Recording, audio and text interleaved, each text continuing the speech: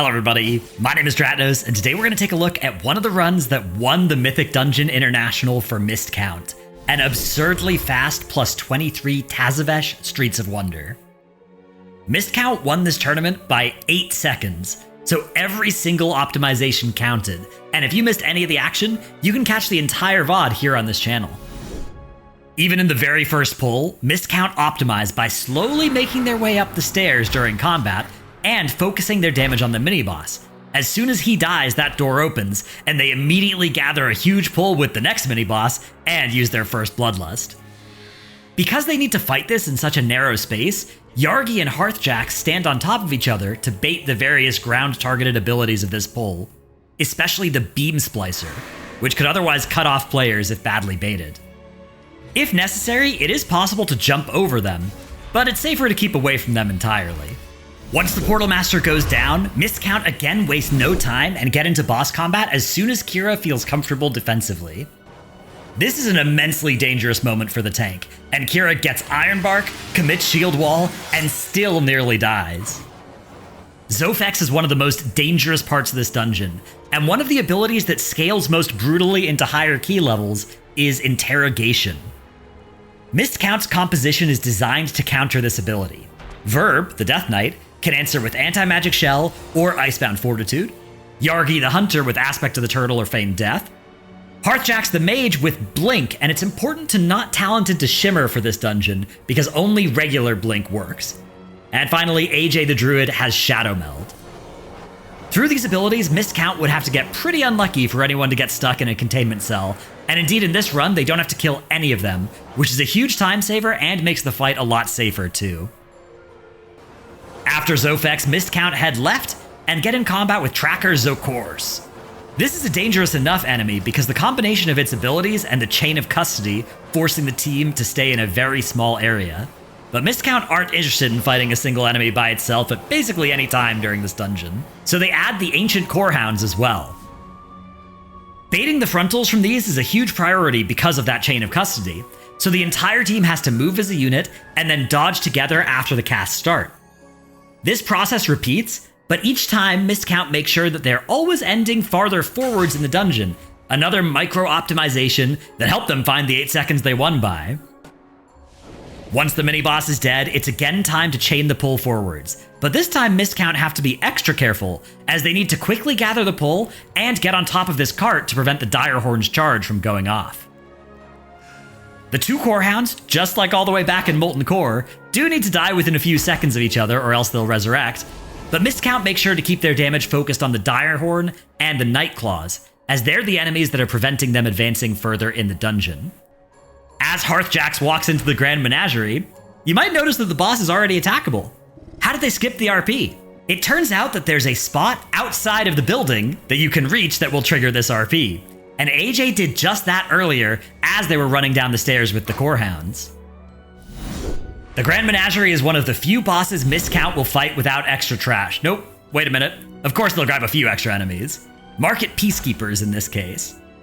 With an Arcane Mage in the group, extra enemies provide a nice single target damage increase, but mostly this is just a way to earn count while fighting a boss. Commander Zo'phar is perhaps the enemy that MDI teams disagreed the most on how to handle. We've seen him lusted, not lusted, snapped far away, and fought anywhere from 14 to 28 minutes into the run. Mist Count opt to pull a few wise guys from the Myza's Oasis area with him, but hold on to the Bloodlust. Then once he's dead, they grab the Patrolling Overseer, plus the dangerous Mail Elementals from inside the Mailroom. These can very easily kill players with junk mail, so Yargi and Hearthjack take cover near a wall that they can use to line of sight as needed. Indeed, this ability claims Mist Count's only death of the run. But even with the 15-second time loss, they're so far ahead of pace that they decide to keep the run going. Had they had even one more death, it would have cost them their victory. Once the first few Mail Elementals go down, Mist Count take the Overseer into the remaining trash in the room and hit their Bloodlust, then chain into the boss once the last Mail Elemental is dead. Afterwards, they head straight to Myza's Oasis. Note that basically all the trash, except for a few cartel lackeys, is dead. Remember all the trash that kept filing in while they were fighting Zo'phar and then the mailroom trash? That all came from the RP section to unlock Myza's Oasis. So it's already done, and they're able to instantly start the rock band section of the dungeon while finishing off the lackeys. Zo'gron isn't a huge threat to missed count, but he can easily cost time if they don't maintain their up-tempo buff, which is earned during the RP, but can then be extended during the boss by collecting musical notes with the instrument's extra action buttons. The catch is that these notes only appear right before the end of each suppression spark cast, so the whole team makes sure to wait until the very last moment and then use their extra action buttons to both escape the damage and collect those notes. After the boss goes down, missed count again optimized their time. Remember when I said they'd already fought all the trash that spawned during the bizarre bartering event? Well, there was one pack that they instead left where it spawned, dropping combat via Shadow Meld earlier.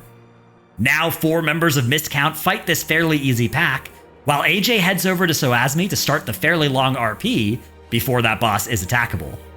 After reaching 100% count, missed count start the last boss, hitting their final bloodlust of the dungeon and sending all of their cooldowns on pull. Soazmi has a relatively low health pool compared to other dungeon end bosses this season, but she makes up for it by jumping around and frequently causing damage losses if you're not able to catch up to her quickly. As her health drops lower, she'll divide the room into halves and then quarters, and using the teleporters intelligently is the key to both avoid the Shuri and reach her before the double technique finishes casting. Often there are several right answers to each Shuri. Here, for instance, missed count could either quickly take triangle and then square, wait a while and then take circle, or wait a while and then take triangle. It's almost impossible to avoid losing some damage here, so the most important thing is to make a call that works quickly, and then be ready for the next double technique, where you'll need to again figure out how to catch back up to the boss without being hit by that still present Shuri. Because it's so hard to avoid losing damage, missed count makes sure to use their cooldowns accordingly, saving Arcane Surge for when the boss is going to be stationary for a while. After 31 minutes and 51 seconds, missed count stopped the clock and put up a tournament-winning run. This season's MDI was one of the most exciting ever, but make sure to stay tuned as we move into midnight and officially return the MDI to the BlizzCon stage next year.